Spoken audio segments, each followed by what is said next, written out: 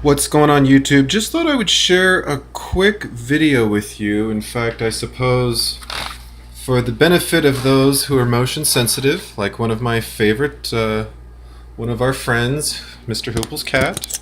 What's going on, Hooples? Jealous of that snow. It was 95 degrees here in LA today. Man, I would love some snow to walk around in. Come on, you are not going to stay there because gravity. Alright, this is the... Ugh. Of course, I'm already forgetting what it's called. Harvey Lee? Ivy Lee? I always think it's one or the other, and I always get it wrong. We're talking about productivity today. Ivy Lee.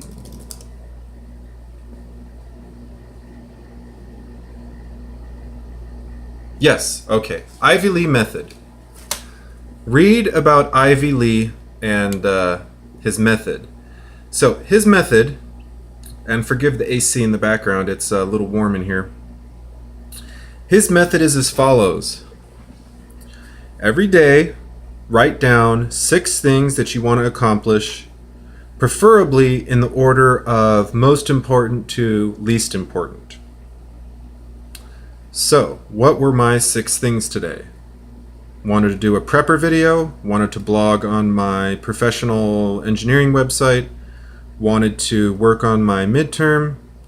Only took me 3 hours. Wanted to learn the Runge-Kutta numerical analysis method. Wanted to look for jobs in Alaska. I only found one that matched what I was looking for, unfortunately. And I wanted to make handyman video. I've given up on finishing my dishes today. That homework wore me out, and I wanted to work on my vortex generator paper. I highly recommend this method, and I'll give you a few thoughts about it and why it works and why I like it. So of course, if you're asking someone, well, how to be more productive, they're going to say, well, make a to-do list, get organized, track all your stuff and blah, blah, blah. But sometimes I find that if you get too organized, it can be a little bit overwhelming. So if you have 10 things on the list can get a little overwhelming. If you try to structure it too much, like, oh, I have to do this by 9 and I have to do this by 10, etc., you can kind of get out of your schedule. If you feel like, well, I have to do it in this order, you can kind of get out of your schedule. For example, I did my prepping video, worked on the blog, I skipped the midterm because it was ugly, I watched a 10-minute video on this, looked for a job here, then I went back to the midterm because it was 5 o'clock and I just had to start working on it. And then I finished up with the handyman video messing with the shower handles. So, and then one thing I do that's kind of different is I put these little bonus things here. So bonus is kind of like extra things to do, like maybe do my laundry today. And it would have been good to do my laundry today. I'll have to do it tomorrow. Finish your dishes. Do things that aren't critical to do, but kind of give yourself extra credit for doing.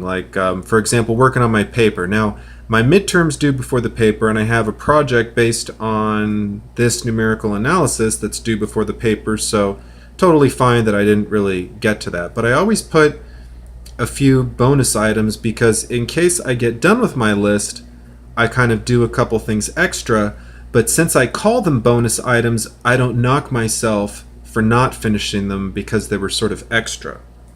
Now, one thing I might recommend is, I don't know if you're like me, but sometimes things that are long, complicated, and kind of give you headaches to do, I tend to kind of procrastinate a little bit, put towards the end. I kind of avoid them because that's just kind of the way I am sometimes. Not really proud to admit it, but this engineering degree has taught me a lot about myself and a lot about procrastination. And one thing that I have found, and I'm not always able to do it, but I would recommend putting the hardest, least desirable task first. Now, why do I say that? There's a few different reasons. One, if you get the hardest thing out of the way, the rest of the day is cake. if I would have worked on this midterm in the morning, I would have felt a lot less stressed during the rest of the day, because basically all day I was like, oh, the midterm, oh, this midterm, grumble, grumble, grumble. But if I would have just done it in the morning, I would have been able to kind of relax the rest of the day, because none of this other stuff compared to being as hard as this. So I would recommend doing the hardest, least pleasurable task first, especially because typically earlier in the day, I don't know about you, but I'm a little more fresh, I'm a little more optimistic about life. And then as the day drags on, stress and anxiety and worries and thoughts, of uncertainty about the future and all that stuff, ruminating around in your head. And you might even get to where you don't even finish it. In fact, I don't think I have my list from yesterday, but maybe I do. Let's see here. Yeah, I don't think I do, but of course I don't always get to each item on the list. I don't always get to each item on the list every day. And that's okay. You don't have to beat yourself up for it. I would have felt kind of bad if I didn't work on this midterm today, because it's due tomorrow evening, and I really didn't want to go to sleep. I would not be able to enjoy the rest of the night not having done this. Now that I have spent 3 hours working on this, now I can feel a little bit better about goofing off on YouTube. I'm goofing off right now, making videos. But the key is, keep it short, 6 things, keep it simple. Make sure, they're things that are of higher priority. If you got something that you don't have to do till Friday, don't put it on your list Monday, unless you really don't have a lot going on. Try to keep it to things that are more urgent, more pressing, in general. And don't make 7 things, don't make 8 things, don't make 10 things, 6 things. I found that 6 is a really good number. It's enough that you're going to get a meaningful amount of work done, but it's not so small that when you're done with it, you feel like, wow, I really haven't done anything. Believe it or not, doing 6 different meaningful things each day takes a little more discipline than you might realize. And you'll be surprised how much you get done if you only focus on doing 6 things every day. Now, granted, I'm not working full time, so I have a little bit more time resource, but I highly, highly recommend this method. I used to have to-do lists, and I tried to time it out, and I'd have 10 things on the list, and I'd get way too overambitious, and then I'd only get half the list done, and I'd feel bad about not doing the other half, and then I'd go for a couple days and I wouldn't make a list, and then I'd be less productive. So I find that 6 is kind of a magic number. It's enough to be productive, but it's not too much to kind of overwhelm you. So, and then of course, like I said, the bonus, if you want to feel super productive, add a few bonus items. And if you're wondering why I have little boxes here, yes, I actually do fill in the little boxes when I'm done with the thing. And yes, I do cross off each one of these items. Sometimes I do little boxes, but usually I just kind of cross them off when I do it. And you'll see I actually switched it up. I had get some sources for my VG paper here, and then I realized I didn't have look for a job. So I canceled that out.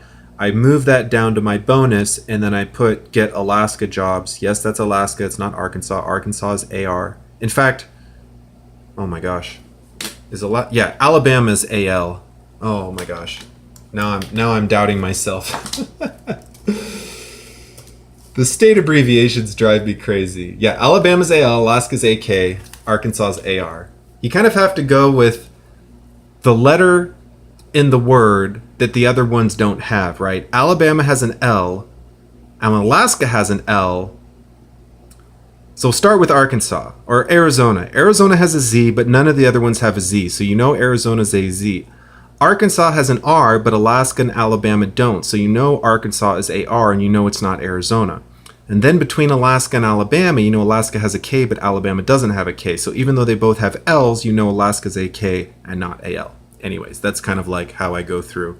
And I think that's kind of how they figured out the state abbreviations. But I digress, as usual.